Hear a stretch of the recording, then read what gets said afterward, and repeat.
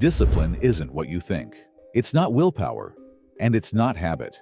Discipline is actually an emotion. And once you understand that, you'll never look at self-control the same way again. But wait, how can discipline be an emotion? Think about it. Sometimes you wake up fired up and unstoppable. Other times, you can't even drag yourself out of bed. The difference isn't willpower, it's the state you're in. That state is emotional, and that's what changes everything. Here's the problem. We've been told discipline is just willpower. Push yourself hard enough and you'll succeed. Or build habits and everything runs on autopilot. But you felt it. Willpower runs out. Habits don't always stick. You can wake up early for 3 days, hit the gym for a week, and then it collapses. That's why most New Year's resolutions fail. People start with fire in January, and by February, the gym is empty again. Not because they're lazy, but because the emotional drive burned out. Think about it. If discipline were just about willpower, the hardest workers would never fail. If it were just about habits, every habit tracker app would guarantee success. But they don't. Look closer and you'll notice something doesn't add up. People try harder, build routines, push themselves, but the effort fades. Why?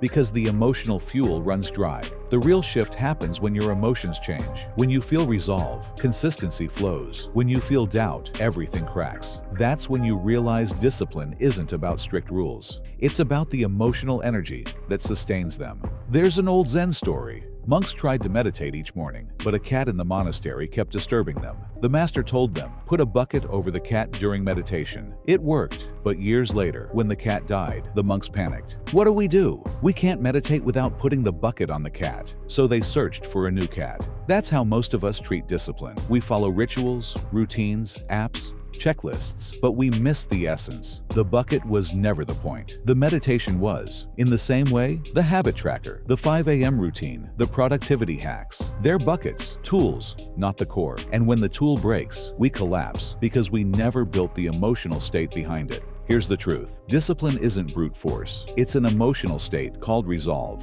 The opposite of discipline isn't laziness, it's doubt. Resolve burns through doubt. Resolve is the fire that keeps action alive long after habits fade. And once you realize discipline is emotional, not mechanical, you stop asking, how do I force myself? And start asking, how do I cultivate resolve? So how do you cultivate resolve? Here's a simple 3-step framework.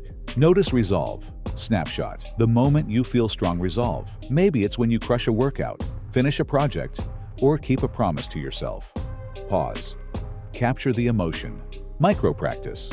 Each morning, pick a medium challenge, something small but meaningful. Spend 5 to 10 minutes connecting to that emotional state again. Identity level resolve.